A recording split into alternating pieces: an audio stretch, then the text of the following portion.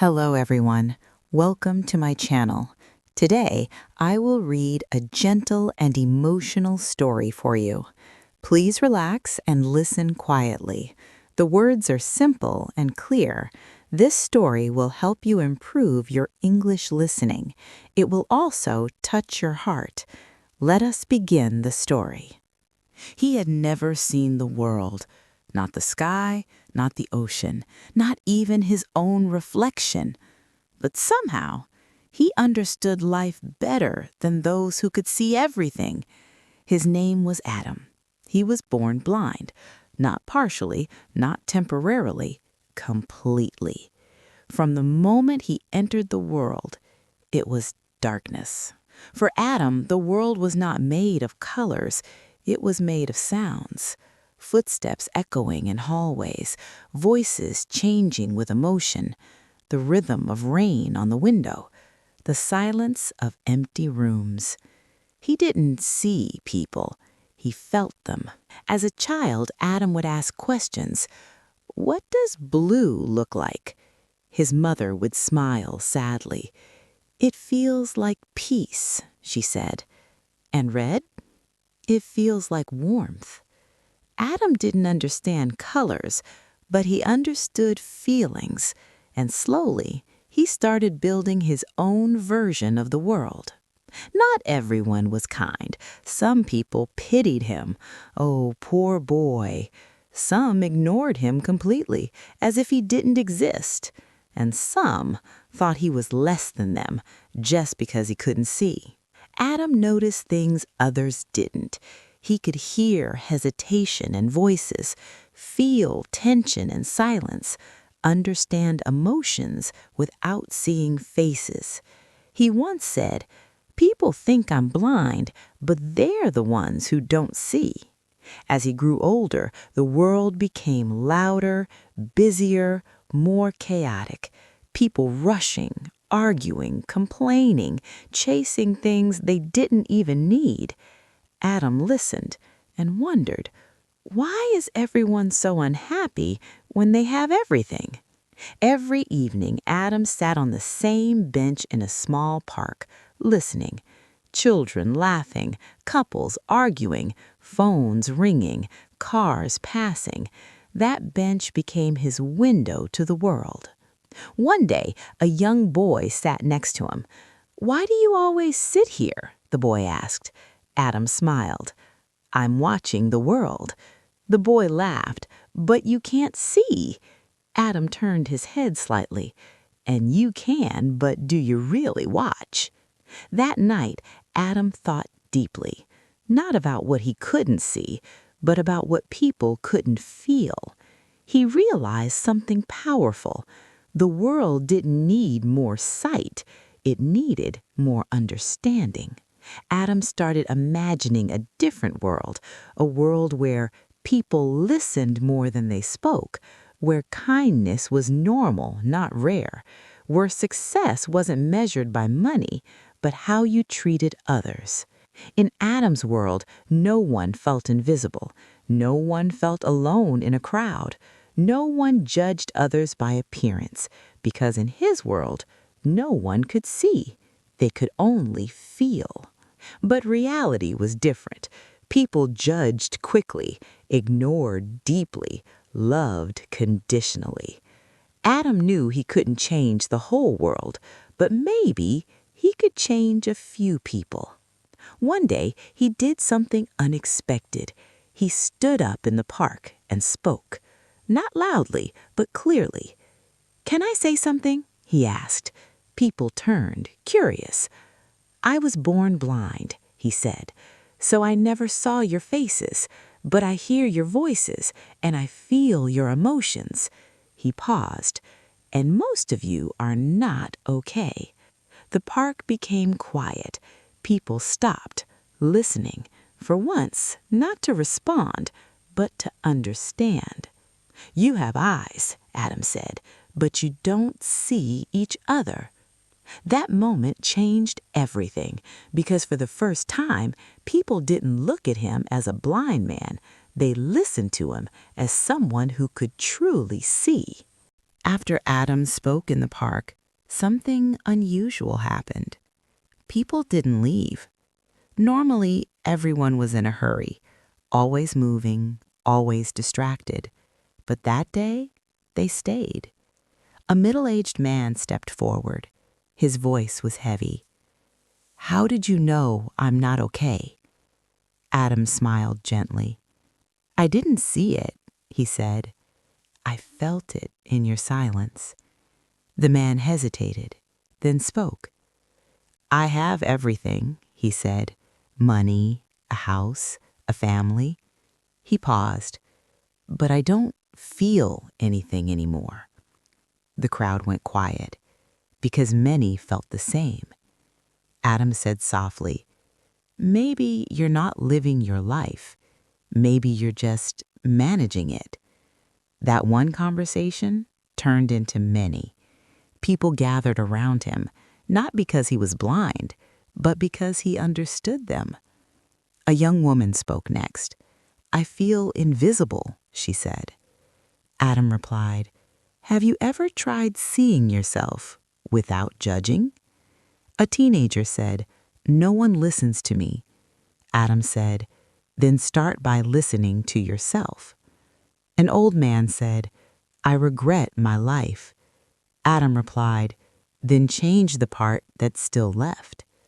Day by day, more people came to the park, not for the view, not for the weather, but for Adam. That small bench became something more, a place where people spoke honestly, a place where they felt heard, a place where they felt human. One evening, someone recorded Adam speaking, a short clip, just a few words. "You don't need eyes to see truth." They posted it online. Within days, thousands of people watched it. Then millions. People shared it, commented, connected. Adam didn't change. He still sat on the same bench, still spoke softly, still listened more than he talked. But now, the world was listening. People started coming from different places, different cities, different lives, all asking the same thing. "How do we see like you?" He always said the same thing. "Close your eyes." People were confused, but he continued. "When you stop looking, you start feeling." Adam wasn't giving motivation. He was giving awareness. He was showing people, you don't need perfect vision to understand life. You need honesty. One day, a woman came crying. "I hate my life," she said. Adam asked, "Do you hate your life or your choices?" She went silent because deep down, she knew the answer. People started changing, not everything at once, but slowly, listening more, judging less, feeling deeper, living consciously. Adam once said, "The problem is not that people are blind. The problem is they refuse to see." As his message spread, so did criticism. Some people said, "He's just talking. He doesn't understand real life. He's not special." One man approached him angrily. "If you understand life so well," he said, "then fix mine." The crowd went silent, waiting, watching. Adam smiled calmly and said something that shocked everyone. "I can't fix your life, but I can show you why it's broken." The man stood in front of Adam, angry, frustrated, broken. "If you understand life so well," he said, "then fix mine." The crowd went silent, waiting, watching. Adam didn't react, didn't defend himself, didn't get angry. He simply said, "I can't fix your life." A few people in the crowd whispered, disappointed, confused. "But I can show you why it's broken," Adam continued. The man frowned. "What does that even mean?" Adam tilted his head slightly. "Tell me something," he said. "When did you last take responsibility for your own life?" The man stayed silent. You blame your job. You blame people. You blame your past. Adam paused. But have you ever blamed your choices? The man's anger slowly turned into something else, discomfort. Some people nodded, others looked away, because Adam wasn't just speaking to one man, he was speaking to everyone. Not everyone liked it. Some people started questioning him. He makes it sound too simple. Life is not that easy. He doesn't understand real struggles. For the first time, Adam felt something new, not fear, but pressure. People were expecting answers, solutions, perfection. That night, sitting alone, Adam questioned himself. What if they're right? What if I'm just talking and not helping? For the first time, he doubted his own voice. He returned to the bench the next day, but something felt different. The crowd was bigger, but heavier, less open, more critical. A young man spoke loudly. You say we don't see, but at least we're living real lives. What do you know about struggle? The question hit hard because it carried judgment, doubt, disrespect. Adam didn't argue, didn't defend himself. He simply said, "You're right." The crowd went silent again. I don't know what it's like to see the world, Adam said, but I do know what it's like to be ignored, to be judged, to be treated like I'm less. I know what it feels like to be surrounded by people and still feel alone. His voice stayed calm, but his words carried weight. Something changed. People stopped judging and started listening again, because now he wasn't just speaking, he was sharing. I'm not here to tell you how to live, Adam said. I'm here to remind you that you already know. You don't need someone to fix your life. You need to stop lying to yourself about it. No one spoke, because deep down, everyone understood. That day, Adam didn't lose his voice. He strengthened it, because doubt didn't break him, it refined him. Later, a quiet voice asked, "If you see things so clearly, then what does a better world look like?" Adam smiled slightly and said, "A world where people stop pretending and start feeling." The crowd was silent. Adam's words were still in the air. A world where people stop pretending and start feeling. No one moved, because for the first time, they weren't thinking about others. They were thinking about themselves. The same middle-aged man from before stepped forward again, his voice softer now. I went home yesterday, he said, and I sat with my family. He paused. For the first time in years, I actually listened to them. I realized something, he continued. They didn't need my money. They needed me. His eyes filled with emotion. I was there, but I was never present. A young woman spoke next. I always thought I was invisible, she said, but I realized I was the one hiding. I never spoke my feelings, never told anyone what I needed, and then I blamed them for not understanding me. She wiped her tears. I wasn't invisible. I was silent. The same teenager who once said, "No one listens to me," stood up again. I tried something, he said. I listened to my mom yesterday. The crowd smiled slightly. And she cried, he added. I thought she didn't care about me, he said, but she was just tired of trying without being heard. Day by day, people started doing simple things, calling their parents, apologizing after years, listening without interrupting, speaking honestly, things that seemed small but changed everything. Adam didn't give them answers, he gave them a mirror. And once people started seeing themselves clearly, they couldn't go back. One day, a woman came to the park. She didn't speak at first, just stood there, shaking.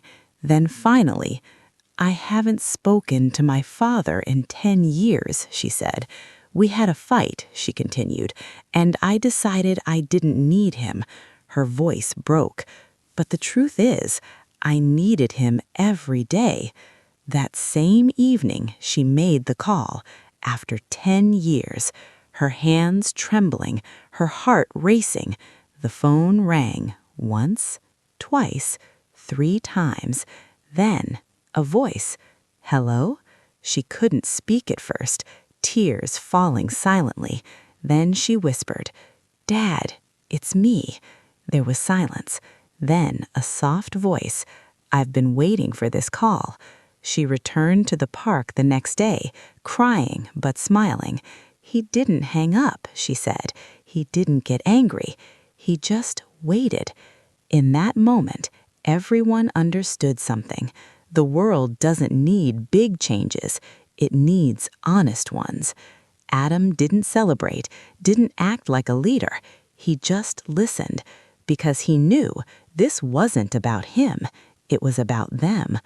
One evening, he said, "You don't need to change the whole world. Just stop being the reason someone feels unseen." No one clapped, no one spoke, because some truths don't need reactions. They need reflection. Slowly, the park changed, then the people, then their lives. And without anyone noticing, the world around them started changing too. But just when everything seemed to be improving, something unexpected happened, a moment that would test everything Adam believed in. The park was quieter than usual. People still came, but something felt different, heavier, more emotional, because over time, Adam had changed them, and now they feared losing him. A young woman finally asked, "What happens when you're not here anymore?" The question hit everyone, because deep down, they all thought about it. Adam smiled softly. "I was never meant to stay forever," he said. "I was only meant to remind you of something. Everything you found here, you already had inside you. You just forgot." "But what if we go back?" someone asked. "What if we become the same again?" Adam paused for a moment, then said something that stayed with everyone forever. "Then come back to this moment, close your eyes, and ask yourself one question. Am I living honestly or just comfortably? If you're being honest, you will feel it. If you're pretending, you will know it. You don't need me to guide you," Adam said. "You need the courage to face yourself. A better world is not built by perfect people. It's built by honest ones. Be kind, not because people deserve it, but because you choose to be that person. Listen, not to reply, but to understand. Love, not to control, but to connect. The world doesn't need more success. It needs more awareness, more presence, more real humans." Some people were crying, some were silent, some were just thinking, because they knew this wasn't just words, this was something deeper. Before leaving that day, Adam said, "Remember, you don't need eyes to see what truly matters. You need a heart that's awake." Days passed, then weeks. Adam stopped coming to the park, but something strange happened. People still came. They didn't come for Adam anymore. They came for themselves, to reflect, to feel, to stay honest. The bench was still there. The park was still the same, but the people were not. The man who couldn't see the world helped others finally see it. And in the end, he didn't change the world, he changed the way people looked at it.